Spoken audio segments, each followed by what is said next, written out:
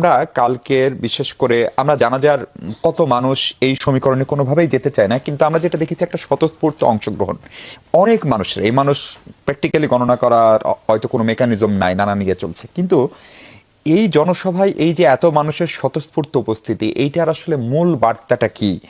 অথবা খালেদা জিয়ার মৃত্যু ও কি রাজনীতিতে নতুন একটা ঐক্যের সহনশীলতার বার্তা দিয়ে গেল কিনা?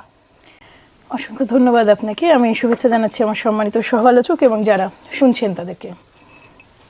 আসলে প্রশ্নটা যেটা করেছেন এটা তো আমার মনে হয় যে এইভাবে জবাব দেওয়াটা উচিত। সেটা হলো যে যেই এক মানে 1971 আমরা অনেকেই বেগম খালেদা জিয়ার কথা যখন বলতে শুরু করেন তারা আসলে 80-এর দশকে তার স্বামীর মৃত্যুর পরে, শহীদ প্রেসিডেন্ট জিয়াউর রহমানের মৃত্যুর পর থেকে তার জার্নিটা দেখেন। Basically Khaleda Zia has started her journey from 1971।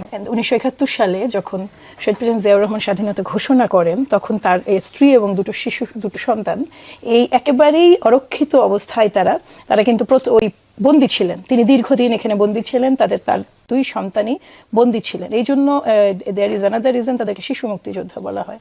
তার স্ট্রাগল সেই সময় থেকে শুরু হয়েছে।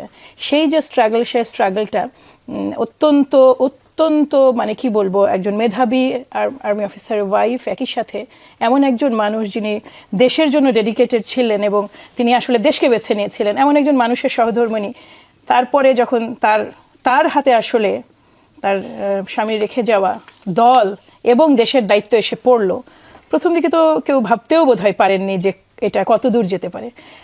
আমার মনে হয় যে আমাদের সম্মানিত চেয়ারপারসনের সবচেয়ে বড় গুণটা ছিল তিনি অত্যন্ত সৎ রাজনীতিবিদ। তার মতো মানুষ হিসেবে সৎ, রাজনীতিবিদ হিসেবে সৎ এবং তার নীতিতে অনড় আর অবিচল একজন মানুষ, এটা দুর্লভ। এটা বাংলাদেশের ইতিহাসে দুর্লভ। আপনি যেভাবেই দেখেন না কেন, আমরা যতই বলি না কেন যে তাকে তাকে তো অসংখ্যবার মুছে ফেলার চেষ্টা করা হয়েছে। একজন রাজনীতিবিদ যাকে পার্সোনালি মানে তিনি মানে কিছু এক্সট্রাঅর্ডিনারি গুণ আল্লাহর তরফ থেকে নিয়ে এসেছেন। তিনি অসাধারণ, তিনি দেখতে অসাধারণ ছিলেন এবং তার ছিল একটা মানে পাহাড় সমান ব্যক্তিত্ব। আমি একটা ছোট কথা মিশু ভাই বলি, আমরা প্রচুর কথা বলি এবং ম্যাডামের সামনে যে কিন্তু কথা বলা যেত না। আমি এইটুকু আপনাকে নিশ্চিত করে বলি যে উনি কিন্তু শুনতে চাইতেন, কিন্তু তিনি এমন একটা অটল ব্যক্তিত্ব ছিল ওখানে যে কারো পক্ষে বাচালতা করা সম্ভব ছিল না। এই জিনিসটা, এটা কিন্তু আমার ধারণা যে এটা যে কেবল মানে চর্চা করে কখনো পাওয়ার বিষয় নয়। এই জায়গাটায় তিনি যেই স্যাক্রিফাইসটা করেছেন বা তিনি যে অবিচলটা থেকেছেন এই বাংলাদেশের প্রশ্নে, স্বাধীনতার প্রশ্নে, সার্বভৌমত্বের প্রশ্নে, ছোট ছোট কয়েকটা ইনসিডেন্ট না বললেই না, যেটাতে খালেদা জিয়া হয়েছেন 86 আপনি মনে করেন তার গৃহবন্দী থাকার পরে 86, 2000। এবং আরেকটা জিনিস আপনাকে বলি, তখন বাংলাদেশ জামাতে ইসলামের মানে এটা হচ্ছে আন্দোলন চলছিল, বাংলাদেশ জামাতে ইসলামের হরতাল ছিল। ওই সময় প্রণব মুখার্জি ছিলেন। তিনি কিন্তু দেখা করেননি। তার নীতিটা কিন্তু ডিফারেন্ট ছিল। ওটা কিন্তু উনার হরতাল নয়, উনার যুগপৎ আন্দোলনরত দলের হরতাল। কিন্তু সেই হরতালে যেই অবশ্যই যুগপৎ আন্দোলনরত দল ছিলাম আমরা, কাজে ওইটা তো আমাদেরও হরতাল। যেটা আমরা হরতাল ডাকলে আমাদের সহযোগী দলগুলো যেমন সেটা পারফর্ম করতো, তেমনি আমরাও করতাম। সেই সময় আমার খুব 2015 তো আমি একদম ফুল ফাংশনাল পলিটিক্স করছি, তখন আমি নিজে দেখেছি, শুনেছি যে কিভাবে মানুষজন এটা বিরোধিতা করেছে এবং তাকে বারবার বোঝানোর চেষ্টা করা হয়েছে।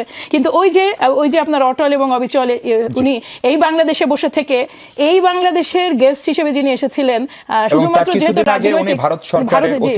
অতিথি হয়ে সেখানেও কিন্তু উনি খুব মানে এই যে তিনি যে খুব স্পষ্টভাবে তার দেশ এবং দেশের স্বাধীনতা সার্বভৌমত্বের পক্ষে যে তার যে স্ট্যান্ডগুলো, আপনি যেটা প্রতিটা দেখেন, সাধারণ মানুষ এগুলো দেখে মিশু ভাই, সাধারণ মানুষ এগুলো নোট করে এবং নোট করেছে বলে গতকালকে আমি জানাজানি একটা কথা শুধু বলি, আমরা কেউ কিন্তু কাউকে আনিনি, মানে আমরা কিন্তু কাউকে বলিনি যে আসো দল হিসেবে। এটা কিন্তু দলের মানুষের মানে জানাজা নয়, এটা সমগ্র বাংলাদেশের জানাজা। এবং আপনি যেটা বলছেন যে আমি নিজেও চেষ্টা করছি, মহিলাদের তো জানাজা যাওয়াটা ওই রকম ভাবে সহজ নয়, আমাদের জন্য আলাদা জায়গা না থাকলে কোনো সুযোগ নাই, আমি পৌঁছাতেই পারিনি, সো আমি আর ট্রাই করিনি।